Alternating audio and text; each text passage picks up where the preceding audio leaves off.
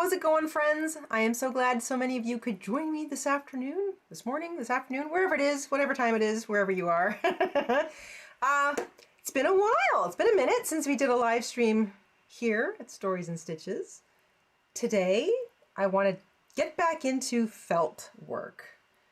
We finished off, officially, we finished the Happy Farm sewing kit a couple weeks ago. So thanks to a couple of power failures, we got the barn finished. But we were talking the whole time about doing maybe some more little felt stuffed toys. I don't even really know what to call them, little felt toys, to kind of augment the whole kit, because there was a cute little tractor and a cute little, what's that thing called? A tractor and a wheelbarrow that are pictured in the kit. And I wanted to try and make them out of felt. I thought that would be really fun.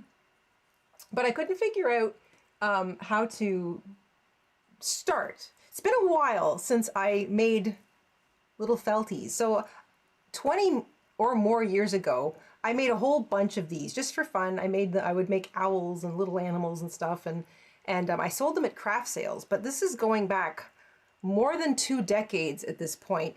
And I honestly can't really remember if I made paper patterns and kept them or what I did with them. So it's been a minute since I designed a felt thing, and I feel like I'm kind of relearning the process all over again. So I thought I would back the truck up and try something a little simpler to get started. So I'm going to do a flower. And before I jump into the odds and ends of that whole thing, that's where we're going today. Now let me jump into the chat and say hello. Shell is here. Hello, Shell. Amanda and Wendy, Mr. InStitches, Crochet Girly, Kevin, Vima.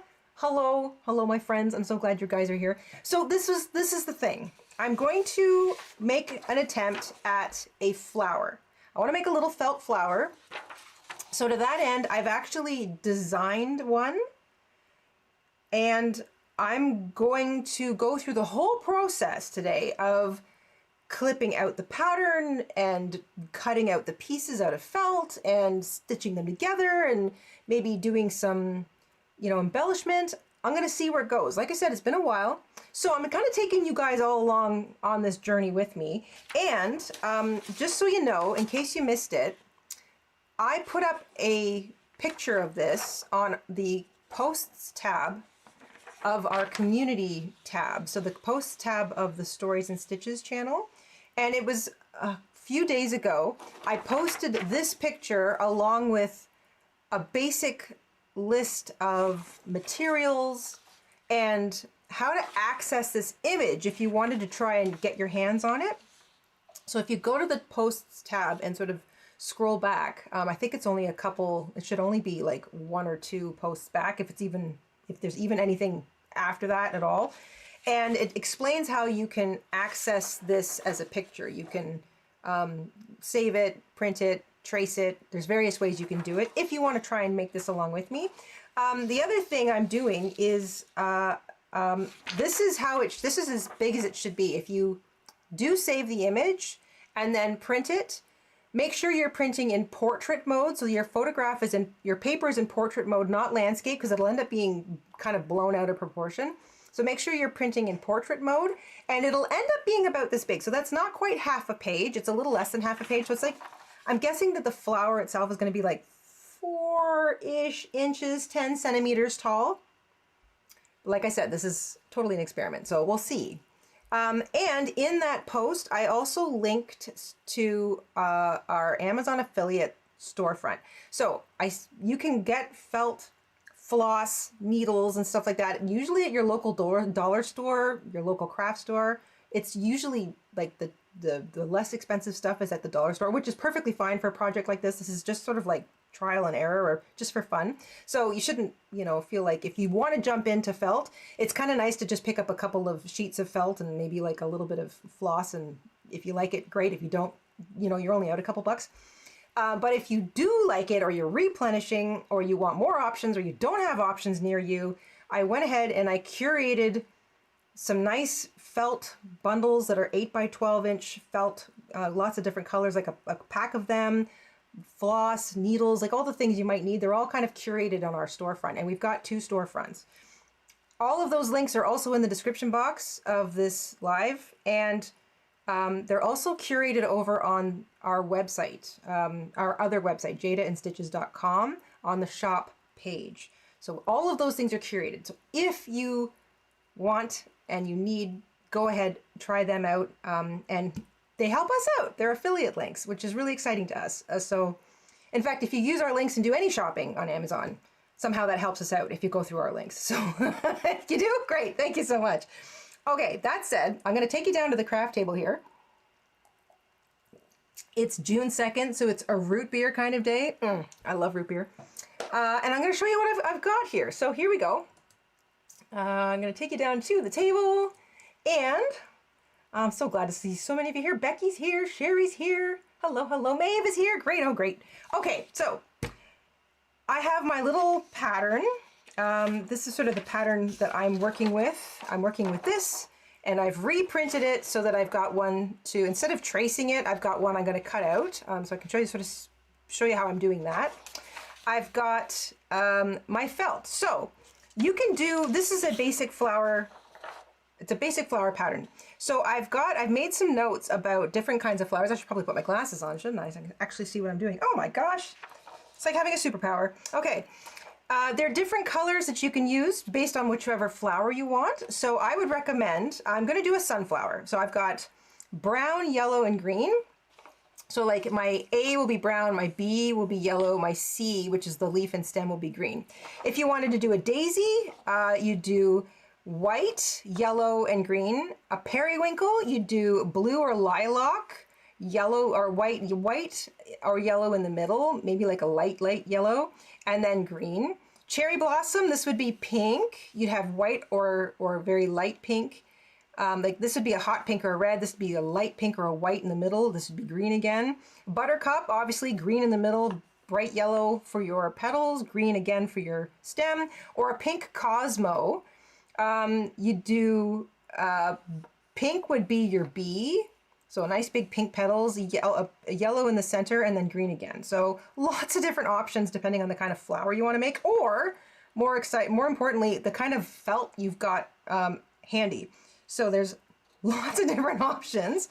So I've got a green, I've got yellow, and I've got brown. I'm going to make that sunflower. I've also pulled out some embroidery floss.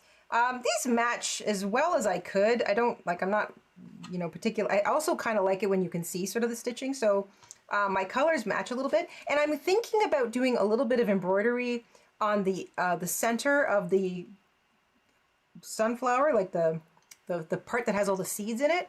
I'm not sure, but I'm thinking about it. So I had picked up a slightly, like it's a tan color out of my floss collection. So I've got all that. Obviously a pair of scissors is really handy. And my needle. So I've got a nice sewing needle that's sharp on one end and it has a pretty big eye that I can get my thread through. I don't think I'm going to be splitting my thread in half. I think I'm going to be using the floss full. But if I look at my original little character here, it looks like I would split my floss. So I was using 3 of the 6 ply that's typically in embroidery floss. Embroidery floss is typically made up of 6 little ply. So it looks like I split it and I was using 3 for all of the sewing. And that looks like it was actually sewing thread. So you know what? If whatever you've got on hand, floss, sewing thread, I've even added some beads here. Like I said, it's been 20 odd years since I made these. So that's what I've got in terms of materials. So I'm going to start to cut out my pieces. Now, for simplicity's sake, this is one piece. So C is one piece. It's the leaves and the 2 leaves and the stem together. And B is one piece. A I put in the center, so it was like a smaller kind of shape. But A, I'm probably going to trace that and cut it out separately. So I've got a pencil. I've also got markers, but I think I just need a pencil for this. So here I go. First, I'm just going to cut this into a slightly more manageable shape. There.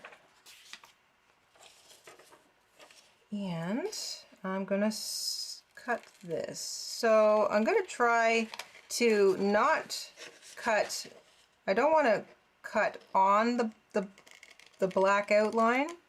I'm just going to try and cut next to it because I don't want to run the risk of this being too skinny. This is a very sort of narrow little piece.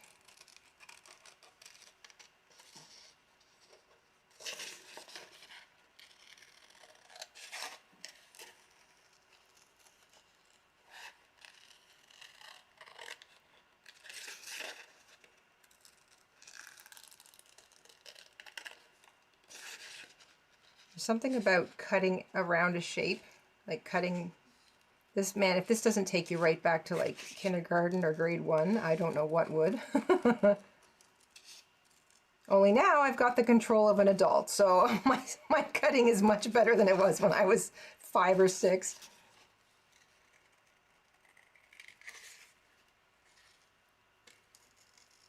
Okay, so that is my stem and my leaves. And then I'm going to cut this one out. So this is my whole flower head. And then I'm going to trace the A part so that I don't actually have to cut into the head of the flower.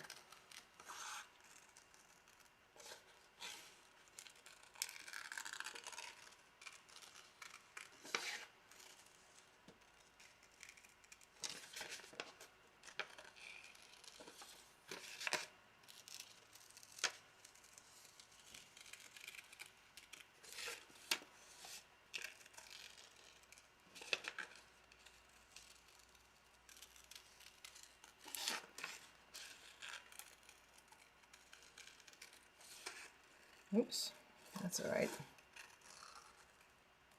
There we go. Okay, so that's my flower. Now I want an A piece, so let's just move all of this out of the way. And it's been a while since I traced anything, but you know, that's fun too. So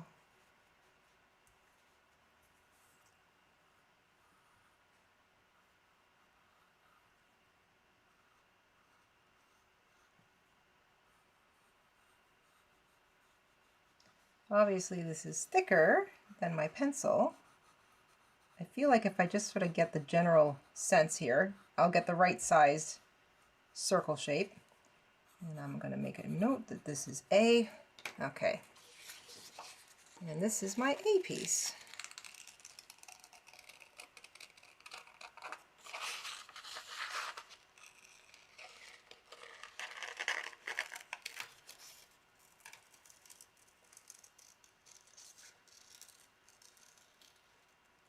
There, that saves me from having to cut up the whole flower part. Now, if I was only going to make this once, then I would cut 2 full flower head pieces. So I would cut 2 pieces of B out of the flower color, and then I would cut it up and cut out the A and only cut 1 of the A, and that's if I was never going to use the flower pattern again, but I might use it again, I don't know. So that's why I went ahead and traced a separate A piece. So those are my 3 pieces. Let me just have a sip of my pop here. Sherry says you could make a pattern out of cardstock on Cricut. Oh yes, if I had a Cricut, I would probably be experimenting with that too. A Cricut is on my list of things. Kevin says, Jada, if I make this and sell them, do you want me to do the same as you crochet projects and give you credit? Yes, please. I would appreciate that. If you've got any questions about that, you can message me at the shop, the usual shop, or it's kind of just the same thing. You can also route people to jadainsstitches.com if you like. That's okay too. But definitely mention the name of this channel. That would be great because then people could come and see it and make their own if they want. Okay, so here we go. I'm going to start with my flower head. I need 2 of the flower head, which is technically B. So I want to I'm going to see if I can do this, fold it in half and cut 2 at the same time.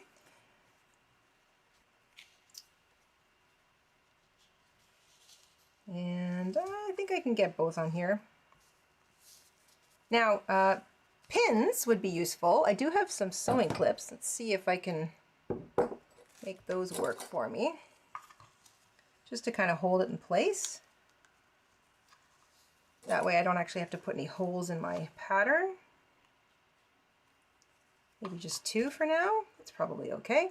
And I think I'm going to use my slightly sharper scissors just to cut these out. And I'm going to just cut a square to start, just so I'm not fighting with a great big piece of felt. And I'll trim this as well. There we go. Okay, so that gets that out of the way.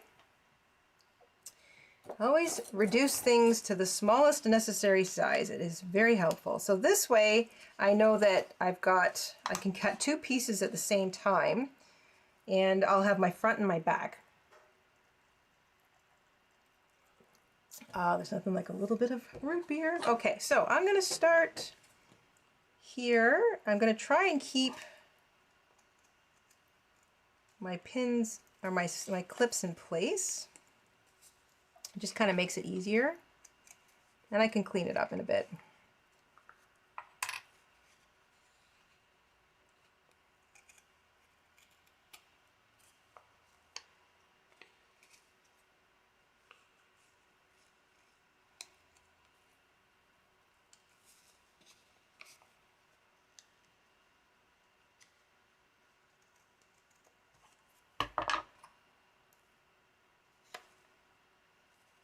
There we go.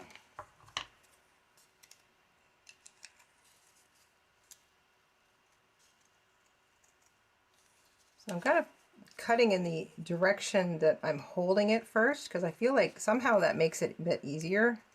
I don't know. That could just be the way that I hold my scissors.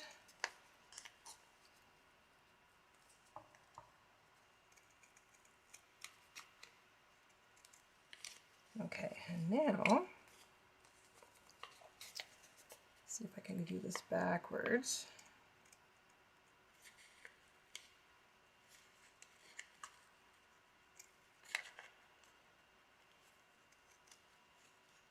I'm snipping as carefully as I can because I don't really want to over snip. Is over snipping a thing?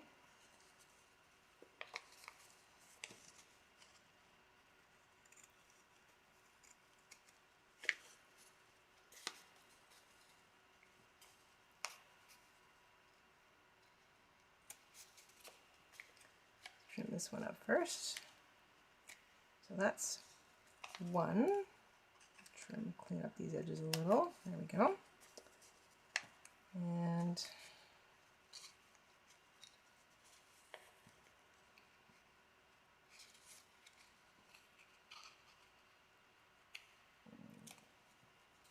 that's a little later.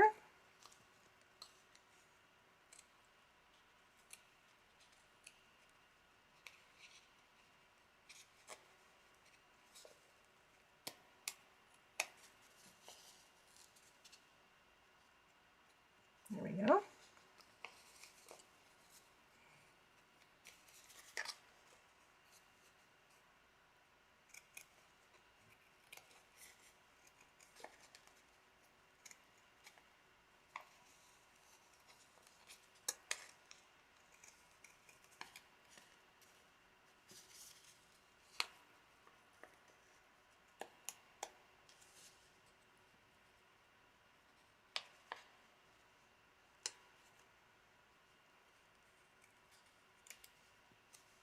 That's 1 and 2. Okay, so that's pretty basic. Now I'm just going to clean things up a little bit. In fact, I might even take these off, and that doesn't look too bad. So I'm just going to trim off kind of any of these sharper looking edges, round out the petals a little bit, and try not to, that one I want to split so that I've actually got 2 distinct pieces.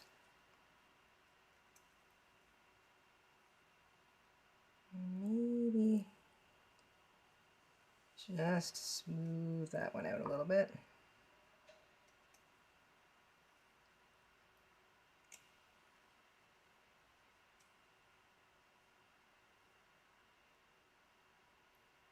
And I definitely want to keep these together in the way that I cut them because they're identical in the way that I cut them.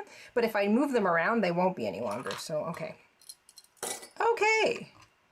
Got some small little pieces here. I'm going to keep the smaller pieces for future crafting, but the little scraps can get tossed into the stuffing jar, or they can just be thrown right out. You know what? I think I'm going to grab my garbage can. Garbage can, always a good thing to have handy.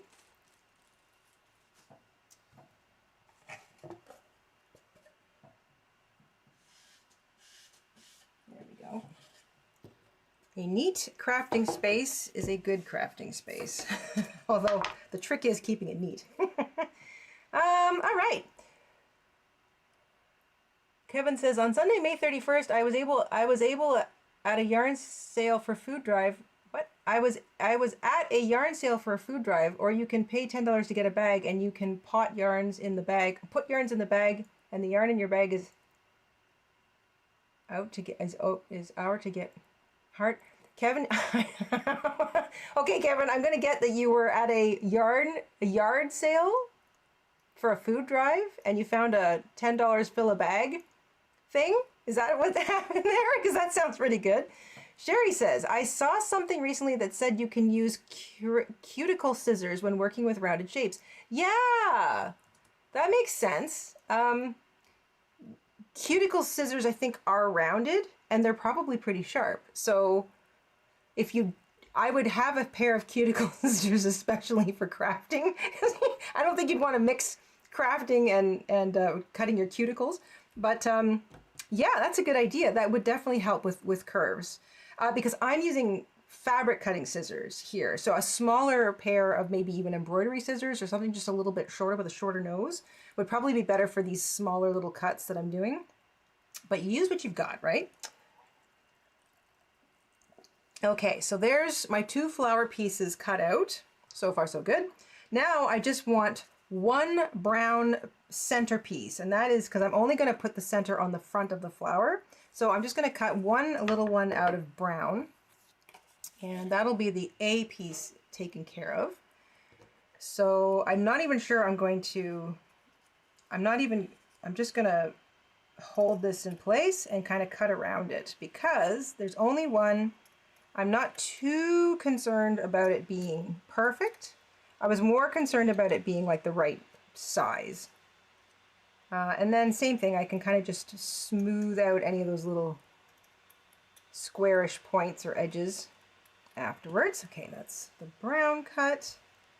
And that looks just fine. I'll just trim off some of these little edges. And I'm being a little picky, but there we go. We're already looking like a sunflower. Oh, that's cute. Okay. All right, just the green thing. Now this is the part that I was really making, I've been really wrapping my head around. I want to make sure that it is not too narrow, and I think this is going to be fine because you need space to actually stitch through, but I didn't want it to be too fat either. So I think because of the sort of my experience cutting out the 2 pieces of the yellow felt, I'm going to cut these out one at a time and just hope that I can make them as accurate as, am I going to do that, or am I going to, yeah, I'm going to cut them out one at a time. And I'm going to hope and try to make them as accurate as possible. And then I'll just hold them together, I guess, and trim up any of the little bits and pieces. Oh, is that what I'm going to do? I feel like it would obviously, you're going to get a more identical cut if you cut 2 pieces at the same time, but I feel like this is so narrow that I might cutting it one at a time might be best. And I also like to try and use my fabric as sparingly as possible, or I try to fit the shape I'm cutting into the shape that already exists. So I think I'm going to try this. So one piece of fabric will be a little easier to cut. So let's try that theory. Like I said, this whole thing is just sort of experimentation today.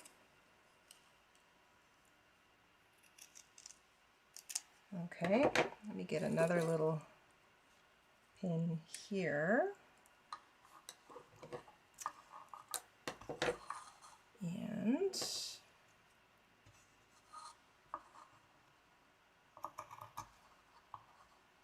I'll trim that one up in a second.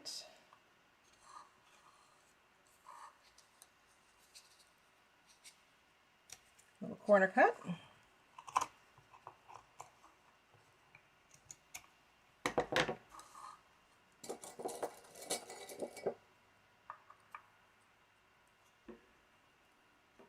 Oh, these are really handy. Okay, let's just flatten that out. And I'm gonna, like I said, I'll just smooth everything out when I'm finished. So the main idea is to get it cut out, and then, well, that's not too bad. Corner cut.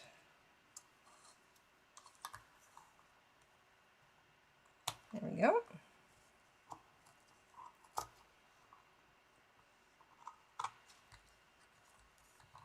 Keeping it on the table kind of helps a little bit. There we go. All right, and then it's just that one little bit there. And if I smooth this out, I will cut the second one using the felt as the guide. So let's change this to here. There we go.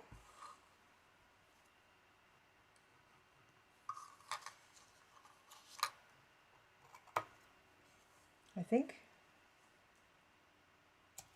that was the right choice, to cut one at a time. I can be a little more exacting.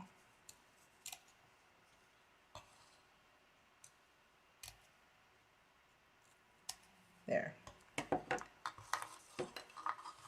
So now I want to clean this up. So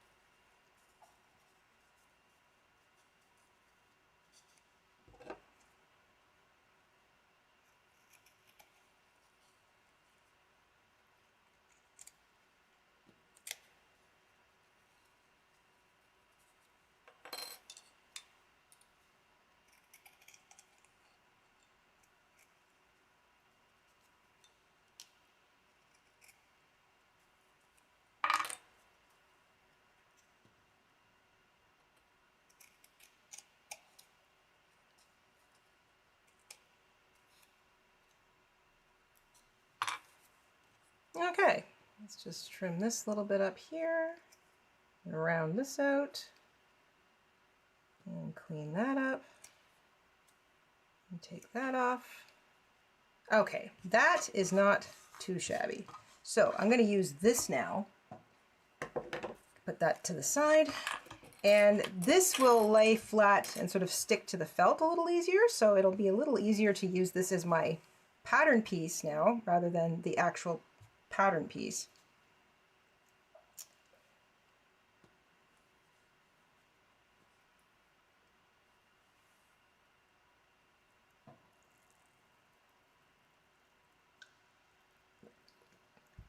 Kevin, I'd love to see the yarn you got. Yeah. You can send pictures to us at the shop. It sounds like a real steal. All right, I want to try and keep the grain of my felt going in the same direction. So that feels like a pretty good spot to start. And it kind of sort of stays in place. So I'm just going to do the same thing. I'm going to cut around it and then I'll clean it up.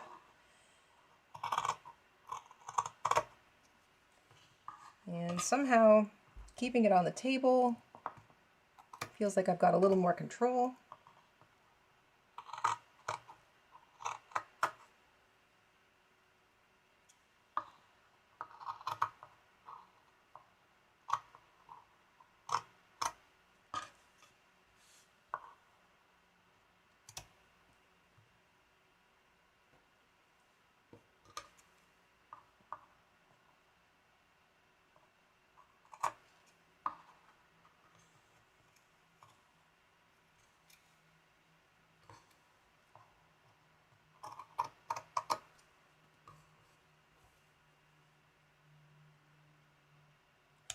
corner cut.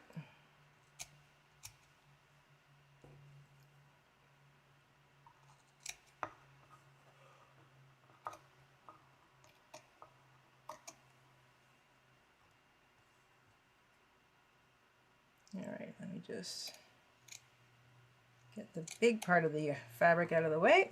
There we go, and now I can trim it up. So let's align these, and I will make them look identical.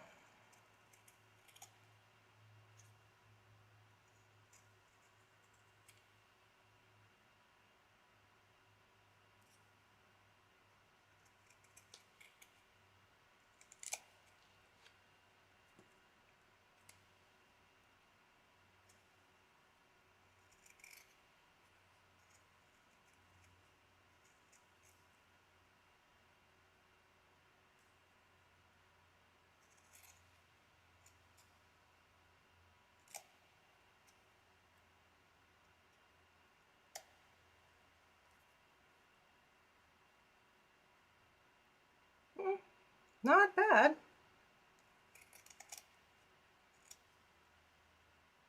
And I'd say that's close enough. A lot of it's going to get, when you're stitching it together, it's going to kind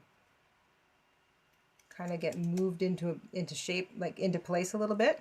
But I'd say that's pretty good. So there's all my little bits of fluff. Get all that out of the way. All right, into the garbage can. So I've got a front and a back of my C piece, which is the stem and the leaves. I've got a front and a back of my B piece, which is the flower head, and I've got 1A, which is the front of the flower. So far, so good. Hi, Cherry, how's it going?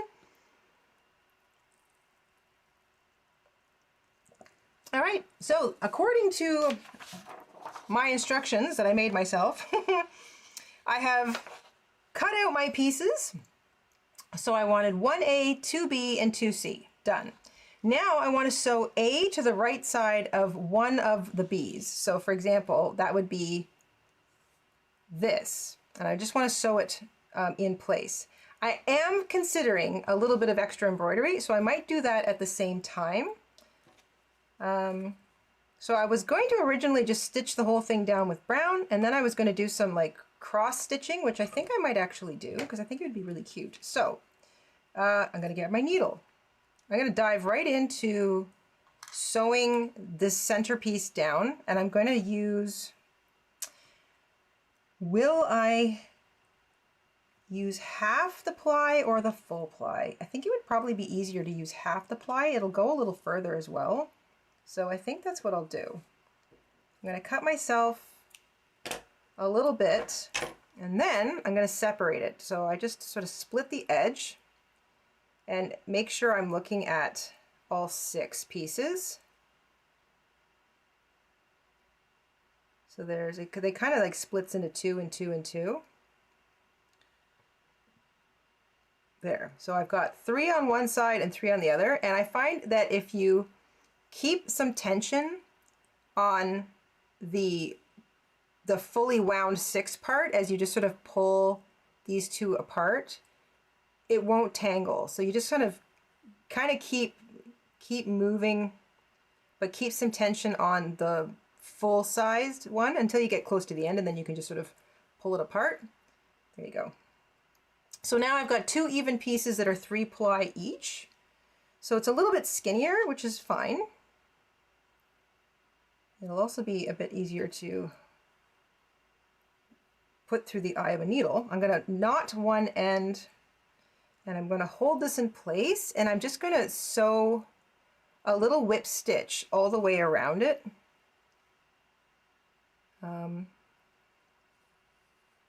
Just to kind of get this in position. The embroidery I'm going to do like, because you're not going to see the inside of the flower head, I think this'll be just fine. So I'm going to try and keep my stitches about 2 or 3 millimeters apart. I kind of use my nail as a guide. So I bring the needle up right at the edge of my nail. I go right over the edge. This is exactly the same color. That worked out well. So that is going to make sewing the center in very neat and tidy.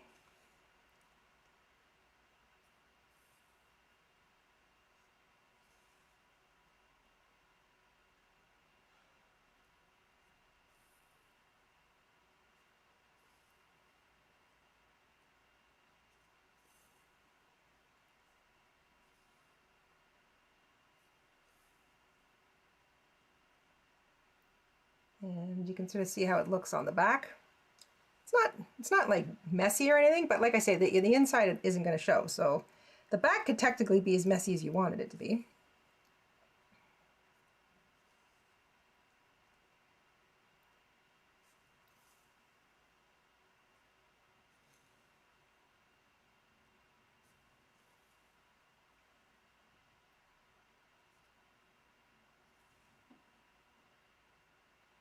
And I want to make sure that it doesn't move around. The nice thing about working with felt is that it tends to stick to itself. Like, it's not slippery fabric. It doesn't want to slide around on you like some fabric does. So this is a nice beginner kind of medium to work with if you're new to sewing anything.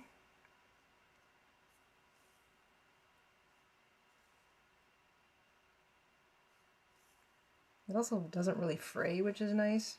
So I don't have to finish my edges. I mean, technically all the edges are going to get finished because they're all going to get stitched, but it's not going to fray.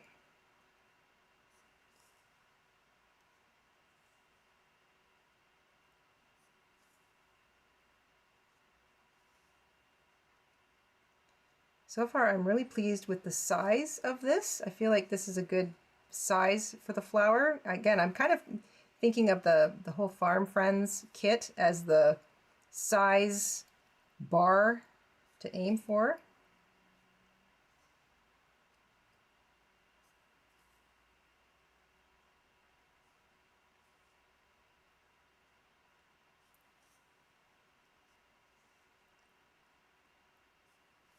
All right, I've just got a few more stitches here left to do. So while I'm fiddling with that, I'd like to know, it's June 2nd, and we're all from very different places, and I would like to know what flowers are up where you are. Are you looking at tulips? Are you looking at daffodils? Are you looking at lilacs? What are you looking at? Like, is this, so if you were thinking about little petaled flowers, so for example, choke cherries. The choke cherries are all out. The cherry blossom family are all out, sort of around where we are. So, and the cherry blossoms, strawberry blossoms. I found a wild strawberry growing on the lawn. That got me very excited. They're all pretty little rounded petal white flowers. So I was kind of thinking it might be fun to do. I was thinking today I might have made this flower in white, but I wanted to put a little green stem on it. I might just be shy of enough. So I think I'm just gonna cut this. I'm gonna knot this on the back and cut it. So I'm just running out a little bit. So you can sort of see where I'm almost all the way around. I'm just gonna knot this one off and then finish it with the other half that I cut, because I don't want to be fighting with little tiny strands. So what are the flowers you guys are looking at? And if you were kind of going to make yourself a flower using this 6-petal pattern, what color would you make the flower? Hi, Cherry. Thank you very much.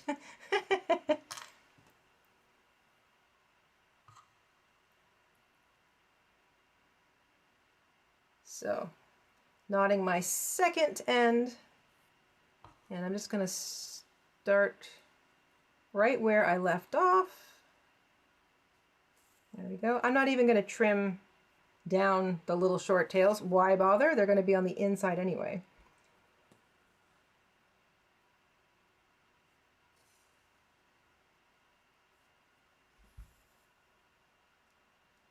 There's something very meditative about hand sewing and going in and out and in and out and sort of just stitching something simple like this together. It's very nice. I like it.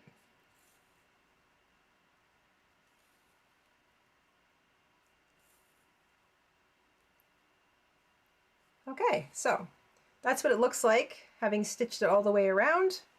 That's it in the middle.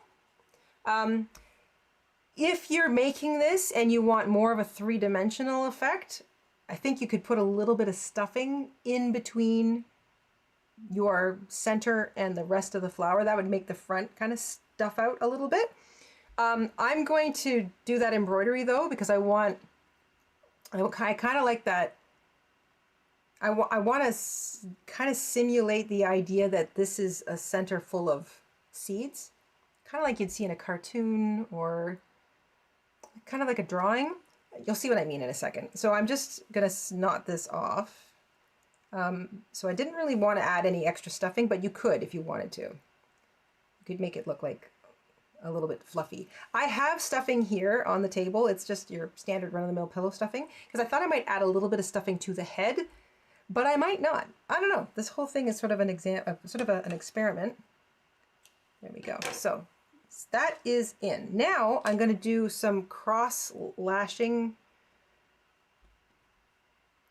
some kind of straight stitching. I'm not quite sure yet. I'm going to experiment a little bit, and I'm going to do the same thing. I'm going to split this in half. So I'm using 3 strands, 3 ply, as opposed to all 6. Wendy says, those spring flowers are all gone in North Carolina. I'm seeing black-eyed Susans, and bee balm is budding, lilies too. Oh. Well, we're definitely further north than North Carolina. It is it's been I don't know. We've had our warm days and we've had our really cool days too. It's been an interesting spring because I mean, here we are in June already. We hit summer at the end of this month, or near the end of this month, which feels like it's hard to believe. Okay, so I want to make sure I'm unwinding this, and I want to have 3 ply and 3 ply. So I think I've got it. Yep. So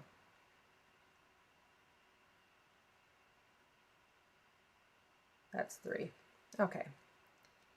One side always kind of gives you a little bit more trouble than the other, but if you kind of keep a little bit of tension, there we go. All done. And now I'm going to do a little bit of cross latching, cross stitching. It's not really cross stitch. It's like, it's embroidery. I'm doing some embroidery.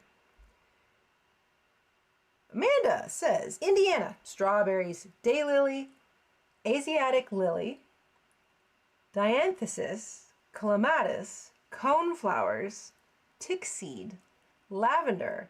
All of those are perennials. My only annuals are super bells this year. I think I just went on a little mental tour of Amanda's yard. That sounds so pretty. Oh my gosh. That must smell so good.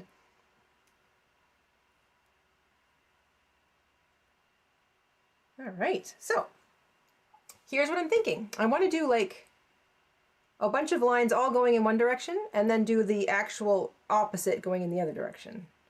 And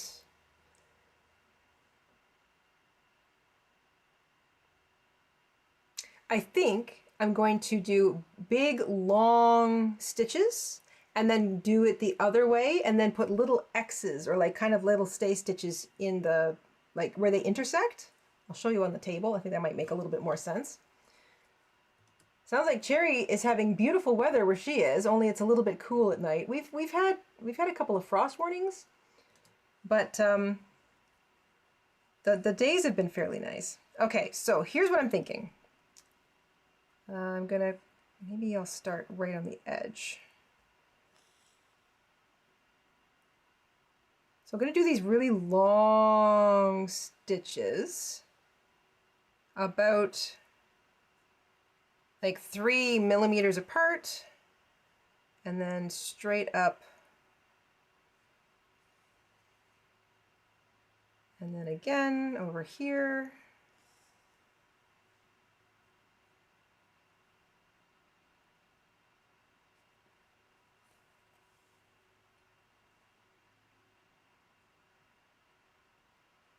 This is sort of that embellishment I was thinking of. I didn't really know what I was going to do, but I thought I really like it when a sunflower looks like it's got some sort of like cross.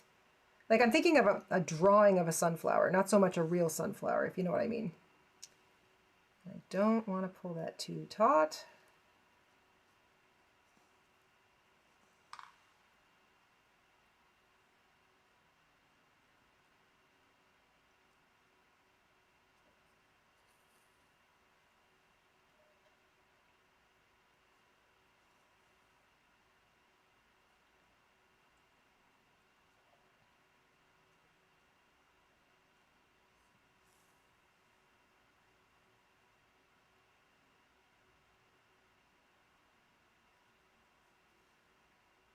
I make good use of my thread by kind of not going around and around and around, by just keeping the long stitches confined to the front.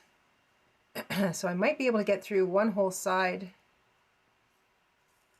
with one stretch of this bit of embroidery floss, and then I might have to go grab the other piece.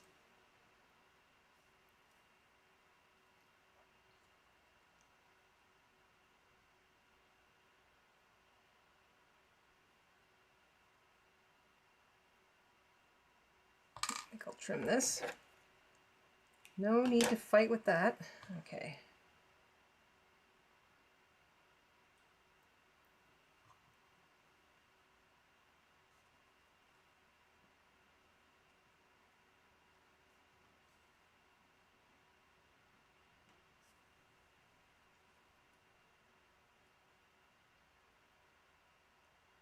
I think I can get one more in here.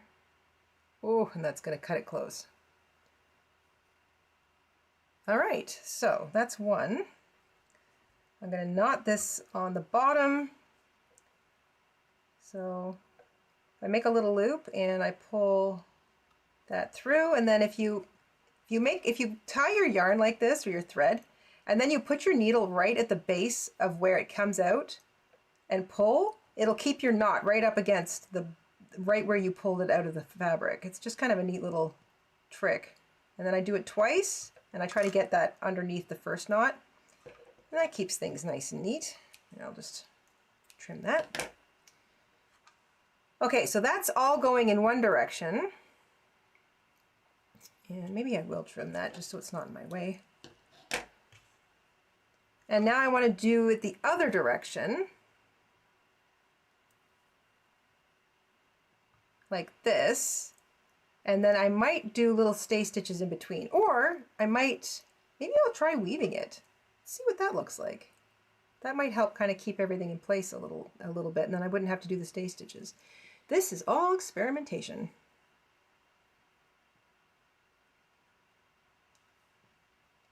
Okay, so again, I'm going to start right here on the edge. Don't want to split my thread, right about there. And I'm going to go over, under, over, under,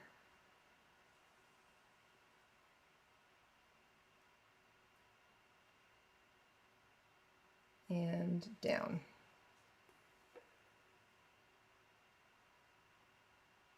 That should kind of help keep it from, let's do this one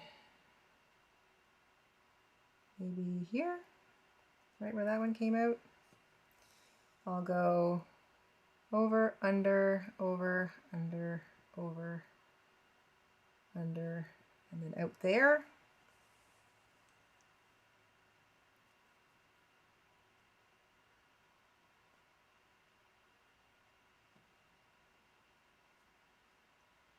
All right, well, let's put a few more in and see how this goes. So let's see, I want to go under that one. So under, over, under, over.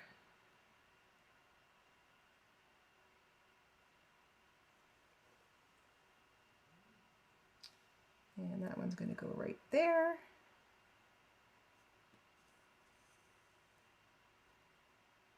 Yeah, I like that. That's kind of cute. So over, under, over, under, over, under, over, under, and right there.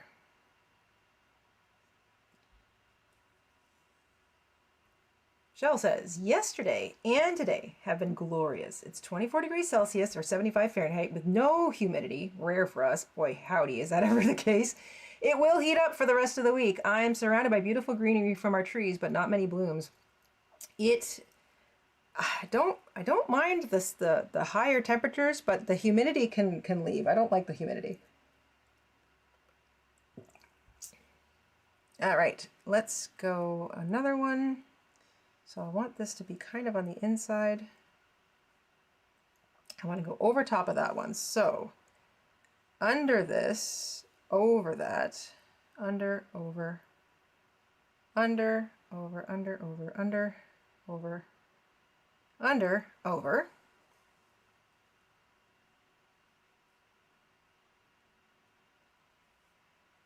I don't have a little card.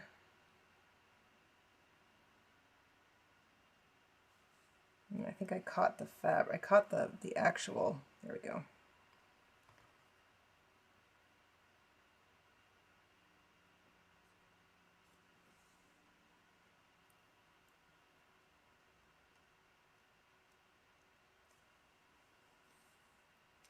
So I want to go under, over.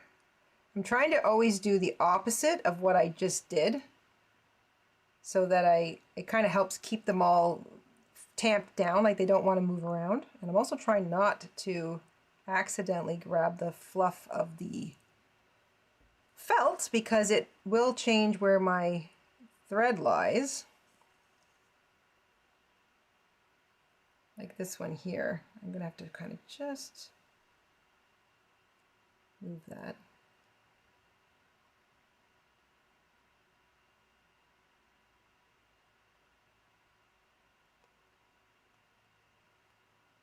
There. All right, let's go about here. This one will be under, under, over, under, over, under, over.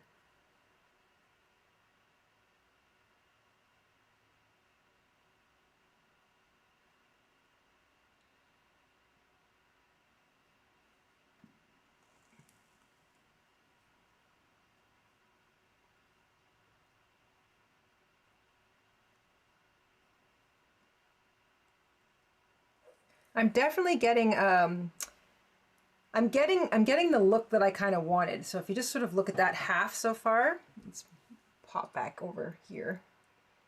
If you look at just this half so far, that's the look I want. It's that scarecrow, woven hat, straw, weave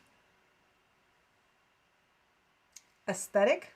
That's what I kind of want. It's like almost like there's a kind of a cartoon in the middle.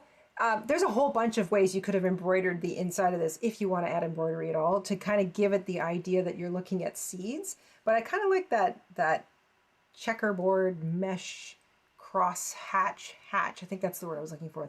It's kind of neat. It's also kind of fun to stitch because you're weaving your needle in and underneath all of the existing threads, the warp and weft. So this one is under and then over and then under.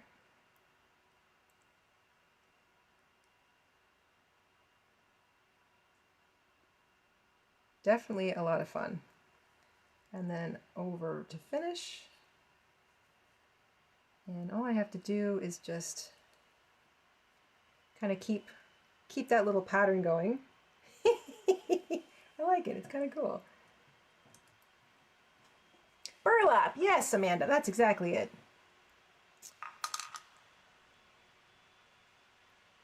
And then when you get to the other side, I kind of am using where I've based the other strands, like where they kind of start and stop. I'm sort of using them as this one has to go under.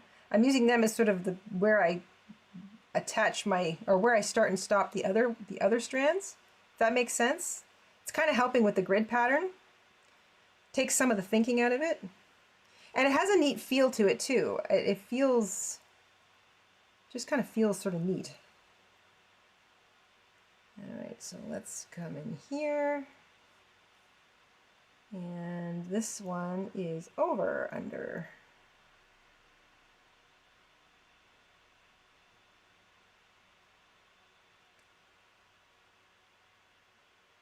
On the face of it, these are very kind of a simple concept. You just sort of cut out a couple of sides.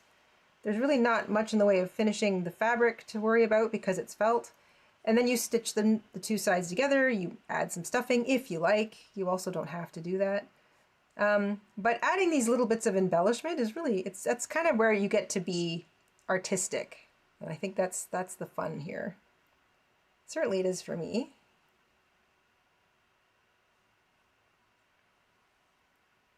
Let's see if I'm going to be able to do this with...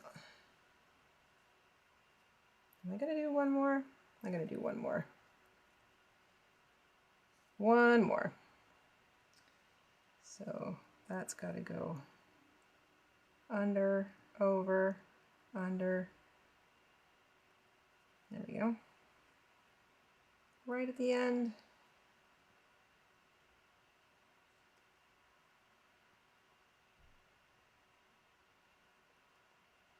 There.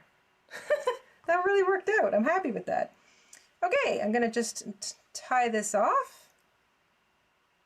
And then I think the first thing I need to do is stitch together my stem and leaf sections. So they've got to be stitched together first. So I was really excited to try that. Now the trick here is, oh, that's my point. So if I line that one up with that, is that, or is it this one? There.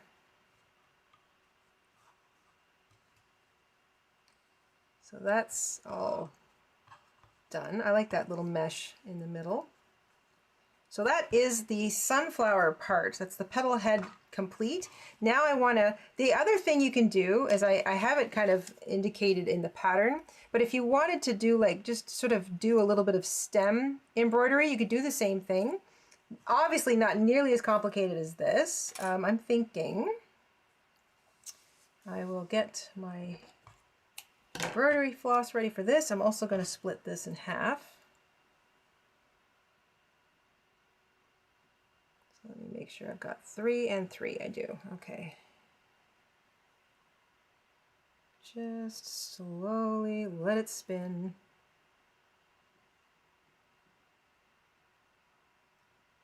Oh, done. Nice. Okay.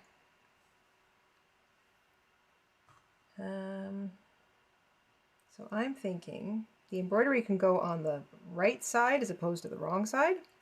And I was really just thinking of something like this simple. So knotted and then a running stitch, but I'm going to actually use the needle as my guide so that it's nice and straight.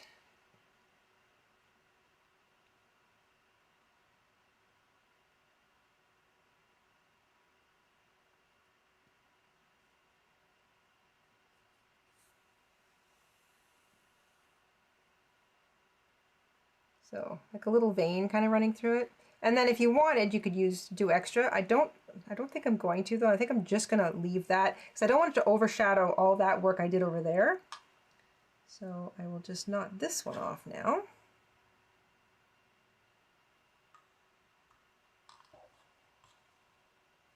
And I'll do the same on the other side.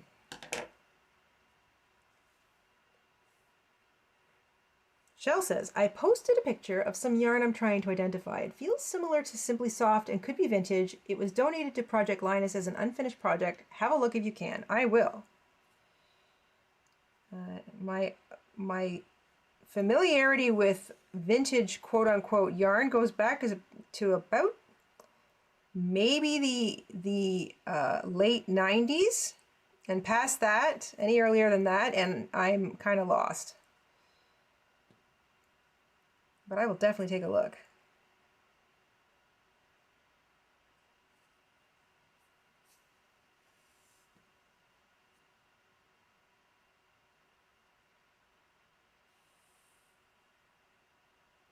Okay, and there's that one.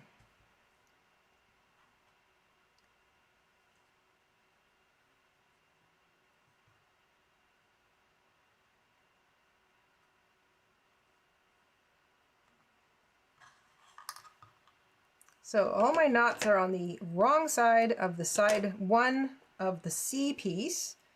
And then I can add stuffing if I want. I don't think I'm going to because this is really, really small. And now all I want to do is just stitch all the way around. So I'm going to sew this together. I think I'm going to use the blanket stitch. I think. I used the blanket stitch on this guy to go around the main edges, and then I just did sort of little simple straight stitching kind of to add little extras. So let's try that. I'm going to start up at the top because eventually this will be sandwiched in here. So you won't see the top of the stem. So if you want to make like your messy start and stop, I still haven't managed to master starting and stopping blanket stitch very well.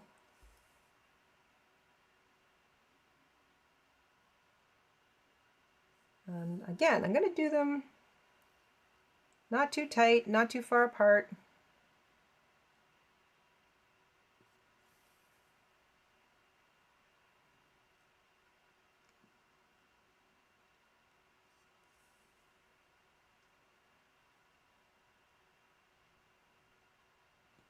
And I'm just going to focus on making sure that my stitches are like 2 or 3 millimeters in from the edge. The actual blanket stitches are maybe 2 or 3 millimeters apart.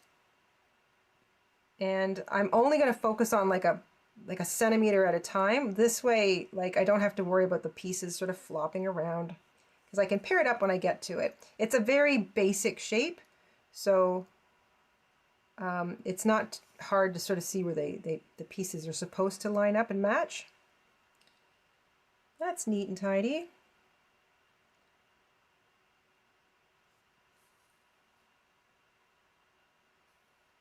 For me, the trick with blanket stitch is to keep all of my stitches evenly spaced and to not get carried away. I get carried away and they start to spread out and get a little bit further apart because I'm like, let's go!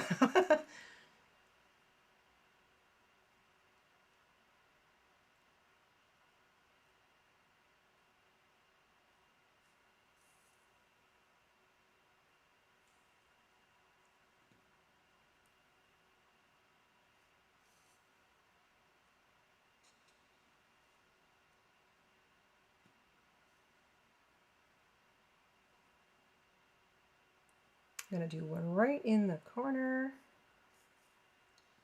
I used this stitch to finish off all of the little beaded appliques I was doing, which kind of reminded me like how much I enjoy the look of this stitch. I want to do more beaded appliques. I had so much fun making those, and now I've actually used a couple on some other projects, and I love it so much.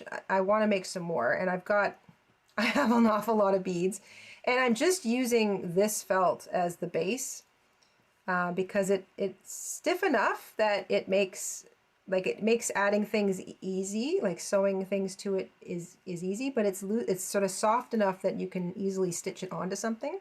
So I'll definitely be using the felt as the main backing when I do some more of those. They were so much fun. And I have other ideas, like other images that I want to capture or attempt to capture.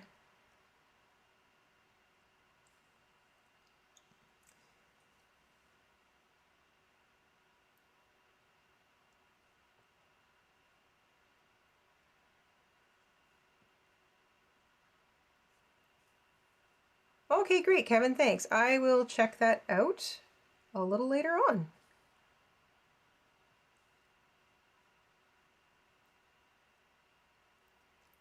Becky's working on the sword in the stone.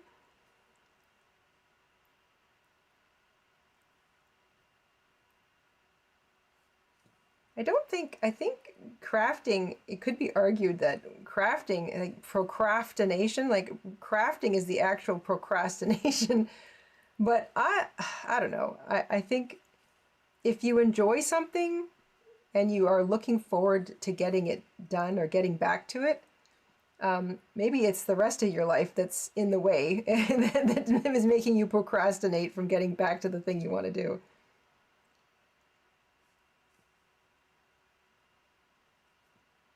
Okay.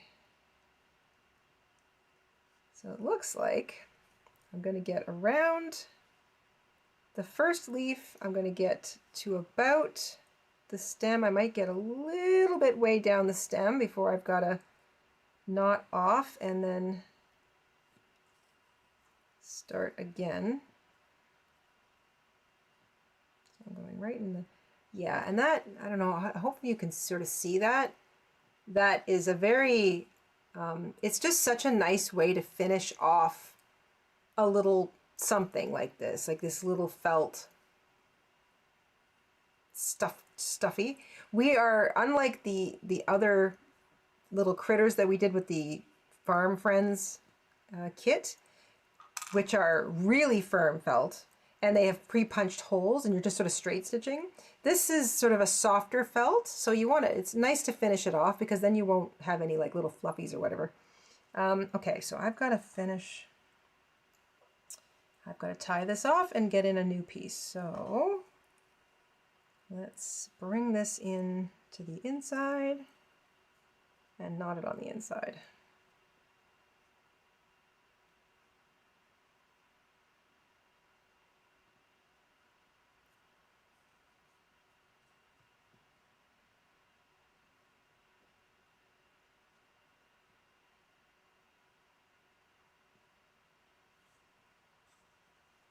Got to engage all my fingers here.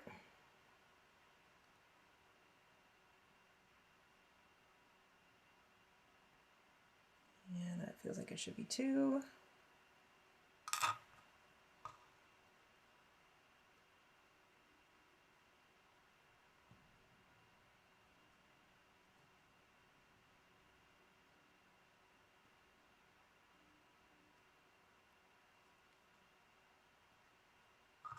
Nope, this is going to be 3 knots. That really wants to flap closed on me.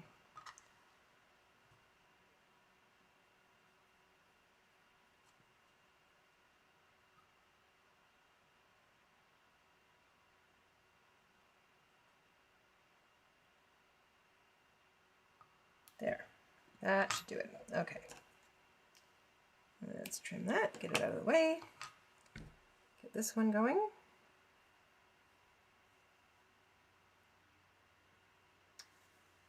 Amanda says, I got the supplies to do the beaded applique. I need to watch more of your videos before I start. I haven't done any beading work before and it is intimidating to me, LOL. You know what, it was to me too. That's why I just sort of jumped in with the, what I considered a simple image. So if you want to try, I don't know what you've got in terms of color, but if you want to try kind of the trajectory that I did, I recommend a 2-color bead project to start. That way you don't feel like you're overwhelmed trying to switch colors or, you know, something that looks good on just a plain, simple plain background like white. That's nice. I think I want to do this from the other side. And I found that mixing bead sizes was a very, it had a really nice effect. So maybe the one I did with that was the heart. I mixed a whole bunch of bead sizes and I don't think that that looked as good as the carrot. I think my carrot was the best one that I made. And that's my opinion, but I think the carrot was the best one because the outer edge was all larger beads. So it was almost like it was outlined with the bigger beads. And then on the inside, I happened to have smaller beads and I completely lined the entire inside of it with the smaller beads. I absolutely love how that looked.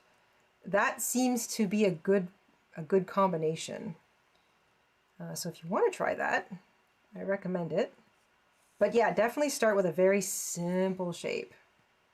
Simple shape, maybe only 2 colors. And then go for it. Like that was the fun part for me, was just jumping in. I didn't really know what I was doing. Didn't care. I'd say most of them worked out. The only thing that I wasn't super happy with was my shamrock, but I wasn't, like, it was not my best piece, but I don't hate it.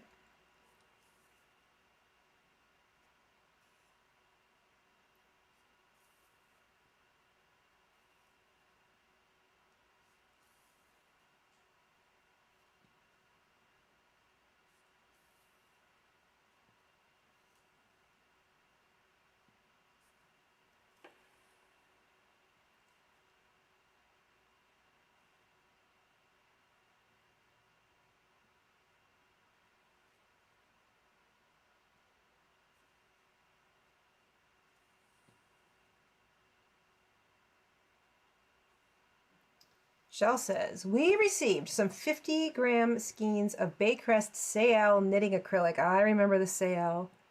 It's super cool to see those older yarns. It is. They have had us up perfectly. They have held up perfectly, and a child will be snuggling a blanket made with this soon. Yes. What a lovely thought.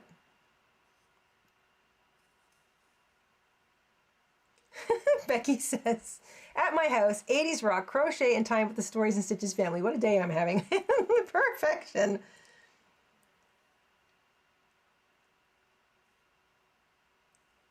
It is a lovely day to just hang out with friends, do a little crafting. I mean, this is kind of, when I was a kid, birthday parties there was always a craft. We always did a craft at our birthday parties. And I was very fortunate to have very fun, crafty girlfriends when I was young. And they were always up for something. They was always up for, like, you know, a craft. So that was a big part of our birthday parties. And sitting here doing this kind of thing with all of you, you know, and everybody's just sort of chiming in, and we're all kind of talking about whatever it is that we're up to, you know, exploring a different craft together. It has that nostalgic birthday party feel for me, and I love it. So thank you all for being at my birthday party, my unending, ongoing birthday party.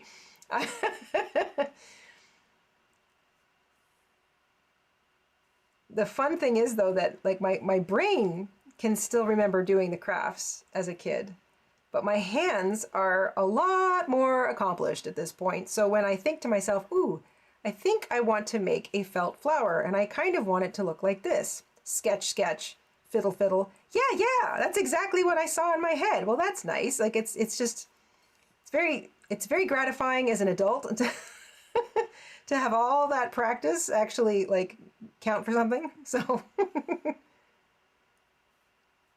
oops.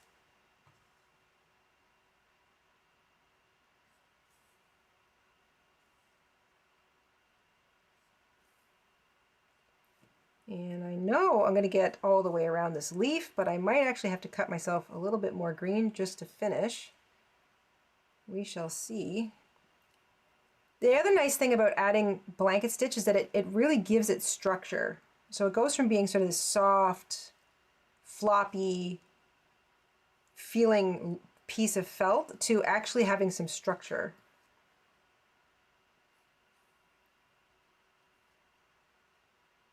Border stitches, I cannot and just about any fibrous craft, a border is very important.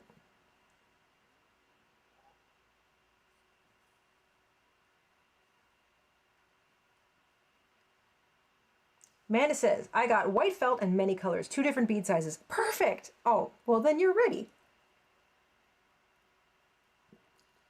And Shell says, very intelligently, check that your beads will go over your needle to avoid having too much messing around after you start. Have fun. I agree. I ran into that problem with a lot of my beads. So even the same beads from the same size sort of grouping would occasionally, some of them would fit and some of them wouldn't. I guess it's just in the way they kind of come out of the machine. But you'll find that as you're working. Like, obviously, you think, okay, these ones all work, and then you'll run into the odd one that doesn't, and that's fine. Just set it aside, put it in its own little jar. You can use it with glue for another project some other way. Or if you get an even skinnier needle, you can use it with that one down the road. So I'm definitely going to have to get another strand of green thread, But I'm almost done this part. So I'm going to see how far I can get up the side with the little bit I have left.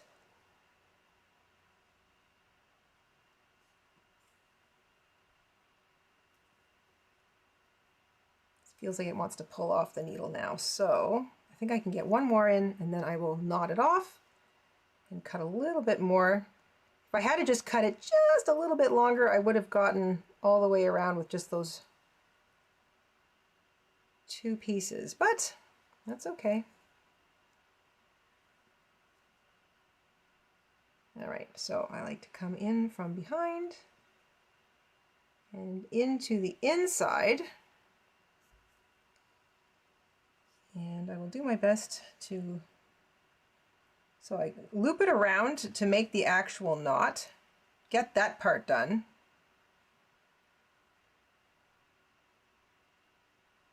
And then put my needle down where it exits the fabric. And that is that. Okay. Tuck that in there. And just a little bit left. So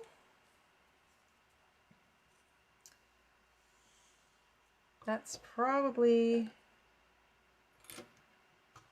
let's do this. I'll use the other half for something else, I'm sure.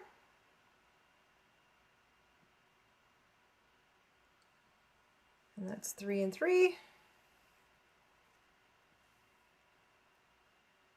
And done. All right.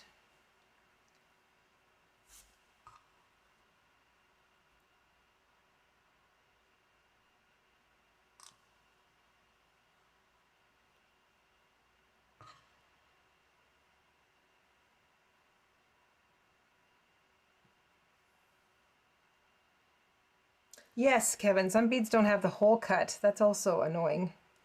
I mean, you're working with something so tiny. It's amazing so many of them come out of the machine as, you know, as well as they do.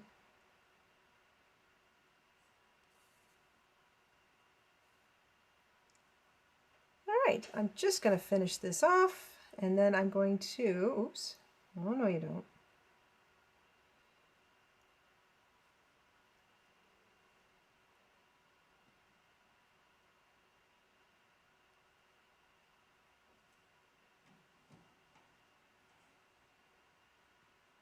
Let's try that again, shall we?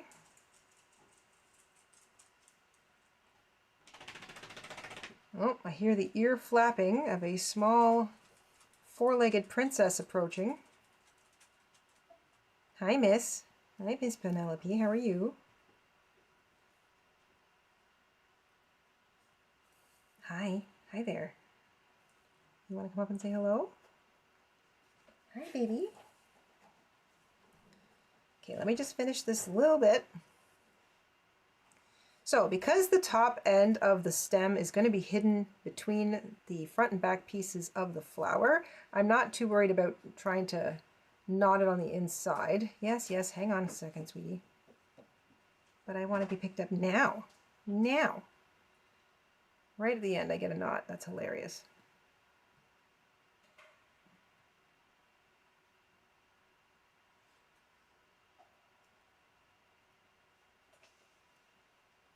There we go. Come on.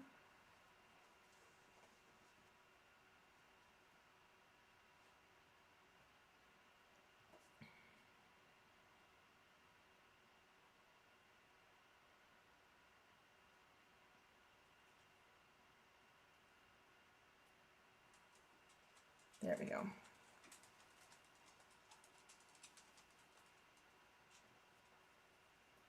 Yes, yeah, you're going to try it from the other side. Sweetie, it's the same thing. Hang on one second. Okay, so I'm going to just knot it up here because it's not going to be seen. And that is enough of that. Okay, Penny, you want to come up and say hello? You want to come up and say hello? Hey, come here. Come here. Come say hello. Come say hi to everybody. Come here. Come on. No, I'm just getting... She's doing... So this is this thing that she does. She wants my attention, But if she wants to get up in my lap and I go, come on up, here she goes. She's like, yeah, I want up in your lap. And if she doesn't, and she's just trying to herd me out of this room and somewhere else, there we go. Hi, hello. I'm gonna say hi to everybody. Hey, oh, ow. She's small, but she's strong. Yes, yes. She also thinks she's a parrot. Can I say hi to everybody? No, no. Okay, all right. Can I put you down? Thank you. Yeah, my lap's a little too small up here, sweetie. I have to put you down. Yep. Oh, there you go, girl. I know. Sorry, I can't. Okay. Oops. I can't have you up in my lap, sweetie. Sorry. All right.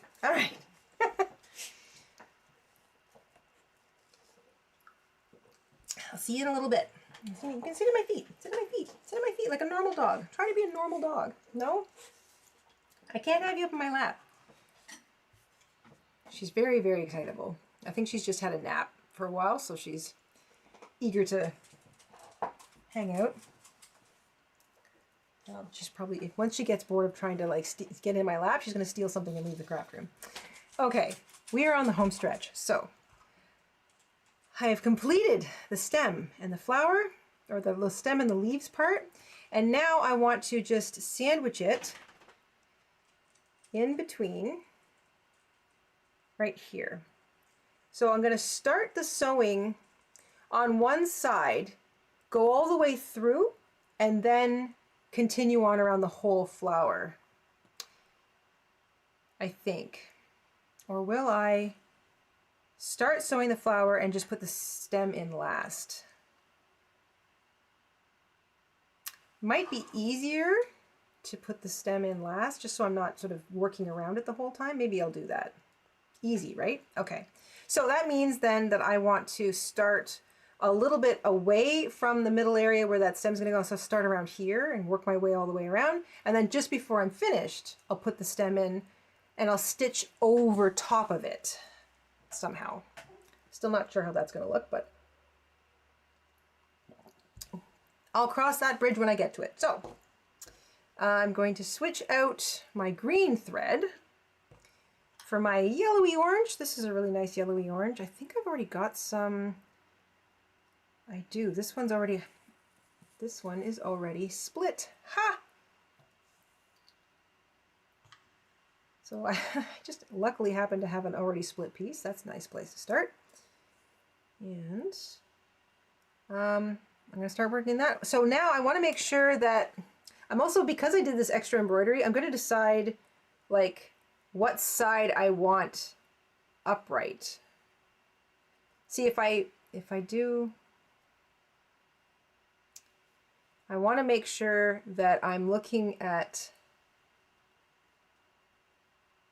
the mesh, I think.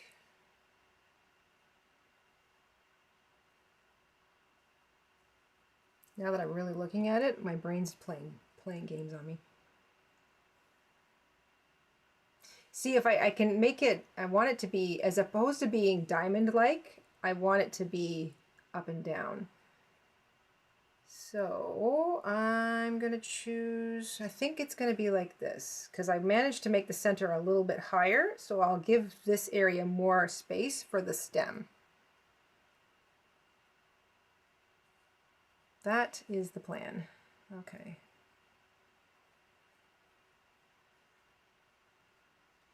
That's the plan. Okay, here I go. So I want to start a little bit away from, I'm going to start in the middle of this petal. So I give myself enough room to put the stem in at the end. And off I go. So here I go. I'm going to try and keep, same thing, try to make my stitches not too far apart. I get so excited and they start going to get further and further apart. But we'll try to keep them neat and tidy, because I think that this one worked out pretty well. See how stiff it is? So the blanket stitch really helps. It really does help kind of make it like the border. You got to put border stitches on things. Okay, back to the craft table. Here we go.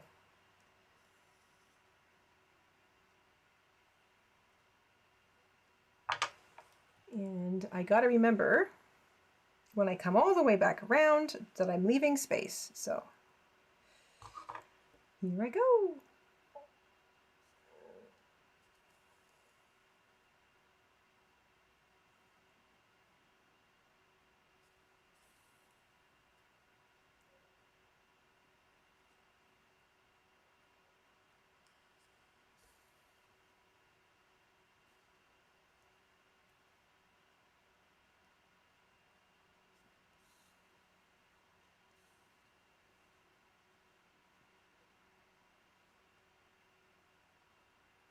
And this also lets me, while I'm working this little bit of blanket stitch all the way around, it does give me the opportunity to kind of make sure that my edges are neatly sort of pressed together.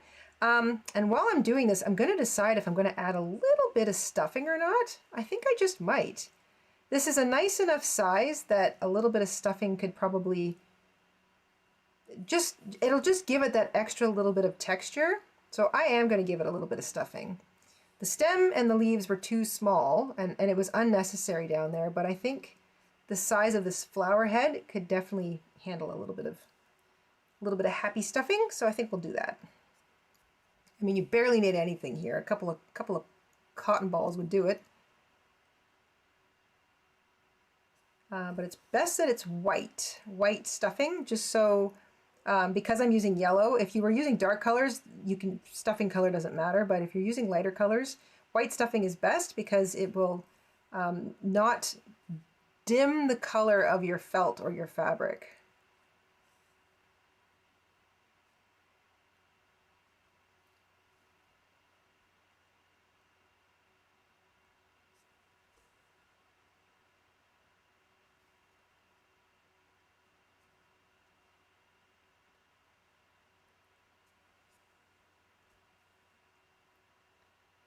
Yeah, the blanket stitch does add dimension, Wendy. It's a good border option. Also, if you're dealing with a fabric that is a little bit on the fraying side, this will help keep that in check.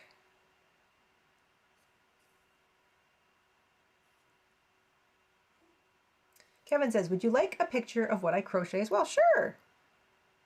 I'd love to see what you crochet.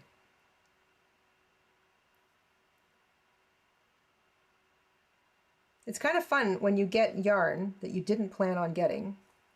You know, somebody gives it to you, or you find a great deal at a store, or what I love to do is, you know, you're secondhand shopping, or your estate sale shopping, or garage sale shopping or something, and you come across like a really great deal, like Kevin did.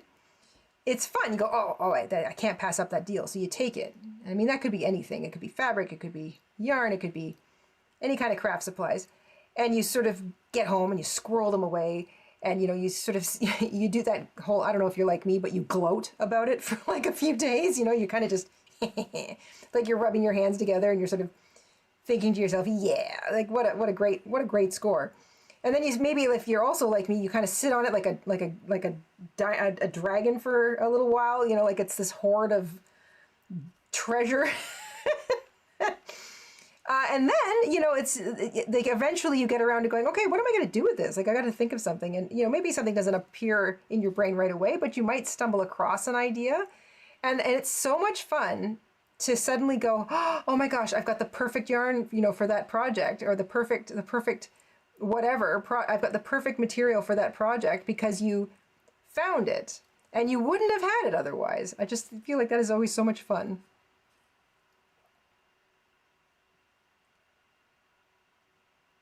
All right, I've gotten almost halfway around with this piece, so I'm gonna have to cut myself some more.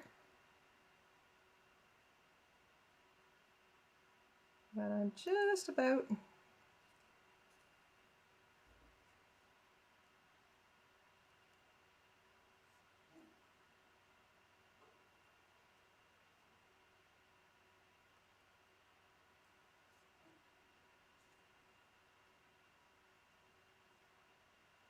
And there it is. Okay. So let's pull this in to the inside.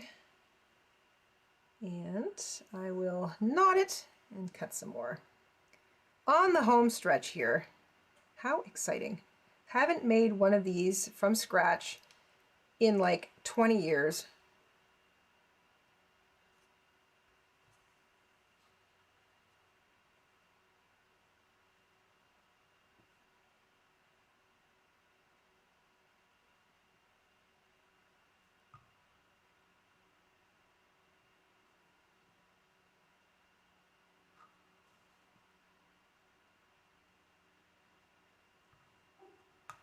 There we go.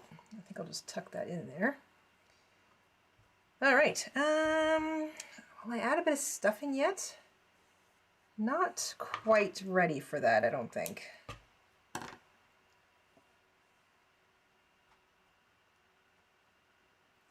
Maeve says yarn dragon here. Yeah. Yeah, me too, Maeve. I tend to hoard, I think I've talked about this before. I hoard craft supplies. I hoard fabric. I hoard yarn. I hoard my beads. I hoard my little kits, and I don't end up actually touching them or using them. And then I might have the perfect thing, you know, in the stash, but I still think to myself, oh, well, I don't really want to touch that in case like a better project comes along for it. I'll just go get something new. I don't know why I'm like that. I'm really trying to fight that. I've been like that for about 30 years. I'm really trying to stop it and you know, literally turn over a new leaf. I'm trying to be less dragon and a little less squirrel and a little bit more, I don't know, are there animals that use things up? One of them. A little more dolphin, maybe?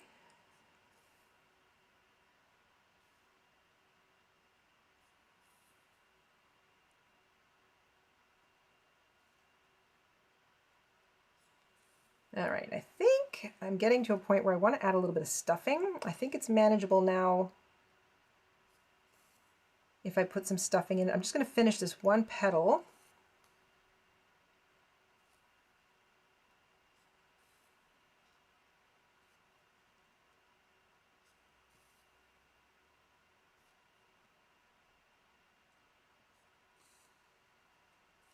There. Okay. Get a bit of stuffing. I have a little bit of stuffing here. I am cannibalizing a pillow, so that might even be too much. So just a smidgen. I'm going to tuck a little bit up into the petals that I've already sewn shut.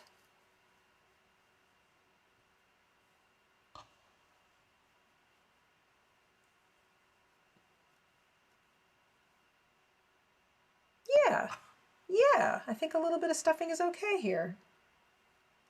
And I'm really fluffing it up to make sure that it's even. Yeah, sure. Stuffing is a go. All right, so now I'm going to sew around this one. I'll add a little stuffing to that. So let's just keep that out of the way.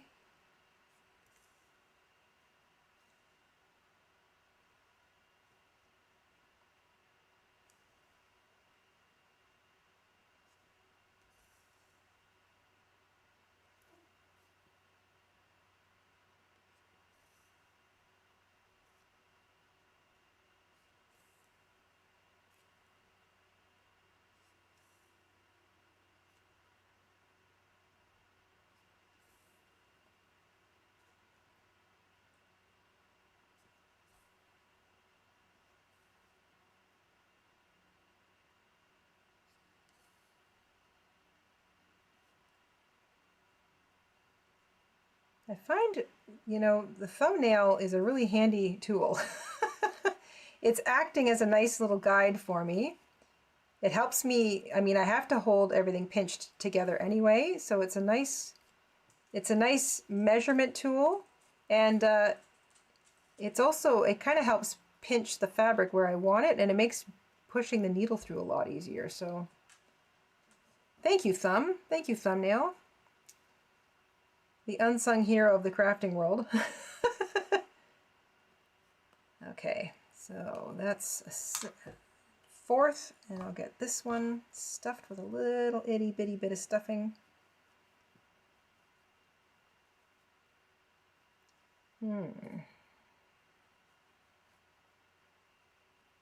of want that stuffing to just tuck up into the petals a little bit better. Yeah. Pencil, also another unsung hero of the crafting world. There we go. So I have to remember that I'm putting this in here, but I'm not there yet, so I'm going to work my way around this last petal. I will stuff it, then I will add the top edge of the stem, and I'll work out how I'm going to stitch that whole thing together. One little bridge at a time. So bridge number 1, finishing up petal number 5.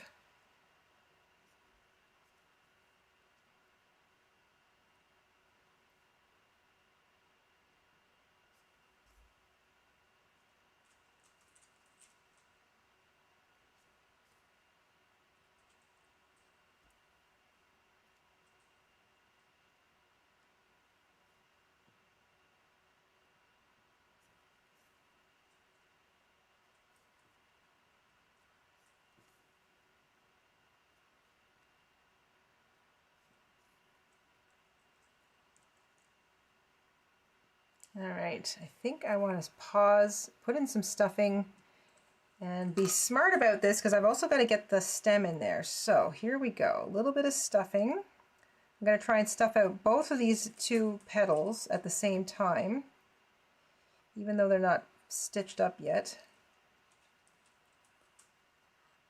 And then, so let's just, maybe a little extra. Tiniest little quantities here.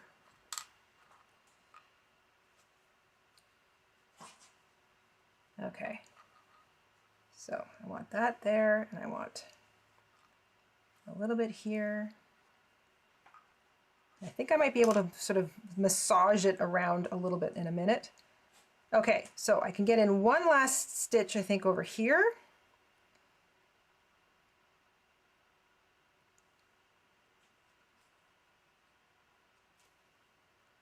And of course, I'm running out of thread at the same time, so I've got 2 little. So I want the little bit of embroidery facing up. And I can afford to put this in for a pretty decent amount of distance, maybe, maybe about there. Yeah. Okay, so I'm not going to be blanket stitching. I'm going to be just kind of stitching through it. Let's make sure that I have, and I want to make sure that I also get the, I'm sewing through the stem of the flower because I want to make sure it doesn't want to just pull out by any chance. So, come on.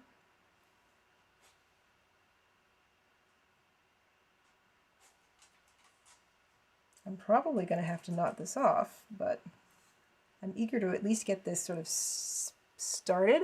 I'm going to keep looking, so I'm going to go through here. I'm going to keep looking through the front and the back and the front and the back and flipping it back and forth to make sure that I'm not missing.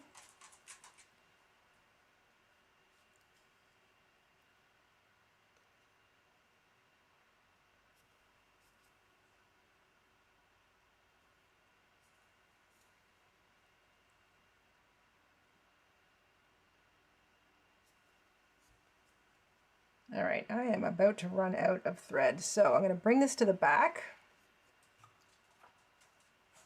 And I'm going to make a knot back here, which I'm going to try and hide underneath the edge of my flower.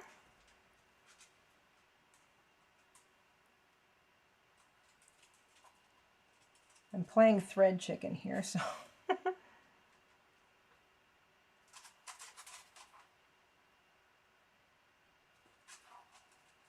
Okay, not bad, not bad. I'm going to pull this in and out. Okay, that did not work. Try to get all of them.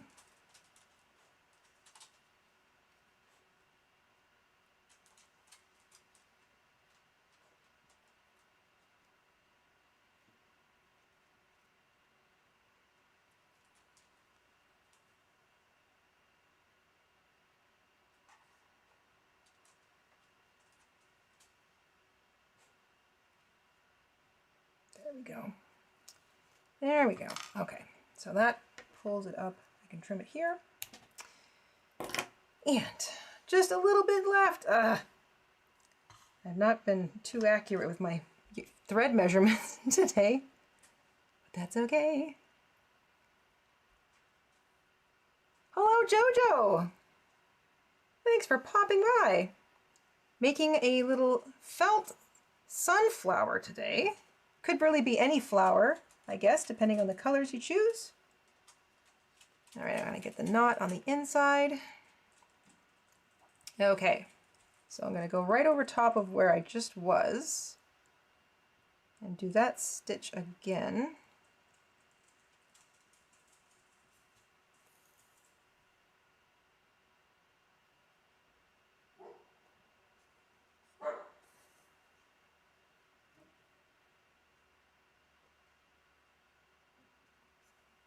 And I'm making sure that every single time I do a pass, I'm getting a piece of the stem, because I really want to make sure that it is attached firmly, and I'm not going to accidentally pull it out.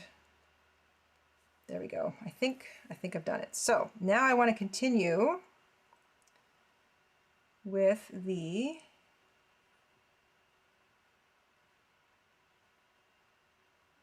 blanket stitch. So I'm gonna cheat a little bit, grab the loop from back here, and let's just take a quick moment to take a look at that. So I've stitched in the stem to the edge of the flower. Looks fairly neat on both sides, but more importantly, I've completely sealed off that edge, and I went through the top of the stem, so it's not going to come apart. And now all I have to do is just finish the last little bit of blanket stitch here. I'm really glad that I decided to add the stem last. Should be kind of obvious, but sometimes when you're in the middle of crafting, your brain's a little addled. Definitely worth waiting until you get all the way around, because it is just one extra piece that you've got to, like a moving part that you've got to manage. So just remember to leave a little opening and add the stem at the end.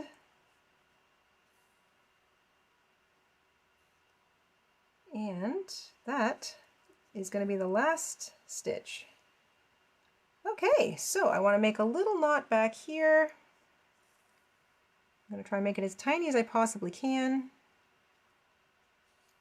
And I will do it twice. And then I'm going to slip my needle right in between, come out somewhere in the middle there, give it a little bit of a pull, snip, and done. There we go. The first felty I have made in 25 years? I mean, not including the ones that we just did. I think that this one really feels like it's got that kind of, not cartoon. What's in between a cartoon and reality? It's like a little sketch. It's a little drawing. It's a real life sketch. It's a sketch with felt. It's something. I don't know. Help me out, guys. But it's got that sort of cross kind of weave, burlap, like Amanda says, that burlap look in the middle, which is what I wanted. It's got that fall kind of scarecrow-esque aesthetic. I went with sunflower because I had what I felt was the perfect yellow, but I realized that this can be a lot of different flowers depending on the colors that you have. And like any felty, there's room for a zillion bits of embellishment. You could add beads to this. Now that Amanda sort of has me thinking about the beaded appliques and stuff, we were talking about that. I think doing a beaded applique of a sunflower would be really fun. I might try that a little further through the summer. Maybe that'll be an August thing. I love sunflowers. Sunflowers are like pumpkins. They make me so happy just to look at them. I feel like this worked out. So I might make a couple of like notes here to my little pattern that I wrote up. But I feel like I feel like I'm back in the swing of things. This works. If I was going to hang this, like I did with this little guy, so this one I just used a bit of thread to kind of hang it. I wasn't being very serious about it, but really pretty little ribbon or cording. I might use a little bit of ribbon if I was going to hang it, because I feel like this would be a really cute decoration. It would be cute as part of a garland. My brain is leaping ahead. It tends to do that. But I love this. So on its own as a little kind of three-dimensional felt toy, I think the pattern works. I'm really happy about that. So I feel like I got the dimensions correct. Once again, if you want to access the actual sort of pattern part, I have that in a post on the community tab of this channel. So the Stories and Stitches community post tab. If there isn't a link in the description box, I'll include one just so you can go straight there.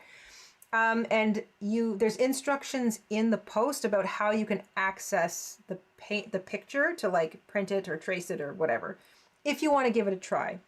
If you do, I'd love feedback. I'd love a little bit of feedback, because if I get back into sort of doing this, I know me, I'm going to want to make them more and more complicated.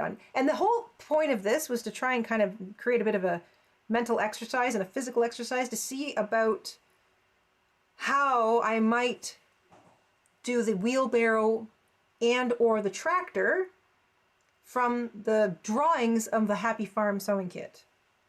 So I wanted to make this in a sort of a size frame, sort of the same size frame as all the other little stuffies in that project. So I feel like I got that. I feel like that works out. This is a good size. And it's simple enough, and you can, make it with scraps, and embellishment is up to you. So I'm happy that they worked out. Thank you guys. You're all really, really sweet. Shell says, I recently did a take on your sunflower placemat and coaster to go along with a mason jar glassware set as a housewarming gift. It was really well received. Awesome. I love that pattern too. Again, sunflowers. I love sunflowers. They make me so happy. I could sit and make them all day long. Anyway, very pleased with the way that worked out.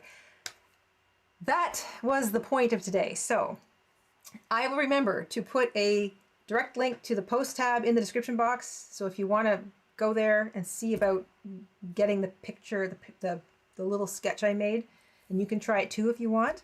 And let me know how it works out for you. I am curious, because I am trying to build up my skill to attempt something a little more complicated, like the wheelbarrow or the tractor, because I want it to have that kind of, I want it to be simple, but I also want the opportunity to, add like a little bit of embroidery or something and make it a little less simple. This makes me very happy. This makes me very happy. And that's the point. Crafting is supposed to make you happy. Okie dokie. A shiny button in the middle, says Dizzy. Hi, Dizzy. That's a great idea too. Yeah. If you've got in fact, if you didn't want to use the felt, maybe you don't have brown felt, you don't want to buy brown felt, and you didn't have a center that you really wanted that was perfect. If you had a great big button, that would look amazing instead of the felt center. So you could just use a big button. Great idea, Dee. I love that. Yeah, super idea. It's one of those things that you can fiddle with to your heart's content. You don't need to add the stuffing, but I like the stuffing in the flower. I feel like it makes it almost like a little person. Yeah, I think it worked out. It worked out better than I had in my head. And that is always a good thing. Not that I had the bar set very high, mind you. Like I said, this was the last time I'd made one, and this is like 20 plus years old. So I haven't made or designed one in quite a while. And this one was very simple by comparison because it was a large shape. I had a lot of little angles here. I thought doing a flower would be easier. It's not hard. It's just that it maybe isn't as easy as something like this owl, which I might try again. I might sketch up a better pattern for that one, because I think an owl would be really cute to go along like with the whole critter theme with that set we were doing. So yeah. Anyway, thank you guys so much for hanging out with me. I really appreciate the camaraderie and the company while I do this. This is a fun little place for me. I like the opportunity to try things. I don't really consider this like a tutorial. I mean, I know it can be used as one. If you're a visual learner like I am, sitting watching somebody do something, you know, if you're kind of an octopus, sitting watching somebody do something, you can kind of figure it out and go, oh, yeah, I got it, okay. You know, even if they aren't really explaining what they're doing, I kind of talk out loud while I do things, so it might, you know, maybe it does help, maybe it doesn't, I don't know. But this is largely me trying all of the things, or getting back to the things that I used to really enjoy doing, and I really want it to have that sitting with your friends, it's somebody's birthday party, and we're doing a craft kind of feel. So no pressure, just fun. And maybe, you know, it'll, like, it sparks something in me. Maybe it'll spark something in you to kind of pull something out of your closet and give it a whirl or whatever. So it's kind of fun. It's also nice to sort of exercise different muscles and different parts of your brain. It's been a while since I did this, and I love hand sewing, and I never do much hand sewing anymore because I never have the time. So it's fun to make the time to do this sort of thing. All right, everybody. I agree with Becky. Becky says, have a great day, everyone. She also puts up the heart and the sunflower. Have a great day, everyone. Thank you so much for spending time with me. Stay safe and crafty. Remember, you get to stitch your own story, and mine happens to have sunflowers in it. So great big please with that. I'll make sure the link is in the description box, and I'll post a picture of this a little later on too, so you can check that out as well. Have a great rest of your day. Enjoy the rest of your week. I'll see you next here when I see you. I kind of love the in and out style of how I do things here. Might start posting the odd little video, just sort of like more concise, just sort of like little points or tips or things that I've kind of learned as I'm working through this. I don't know. We'll see. We'll see. It's just all fun over here. All fun all the time. I'll see you guys soon. Have a great, safe day. Ciao for now, and thank you so much for hanging out with me. Bye, guys.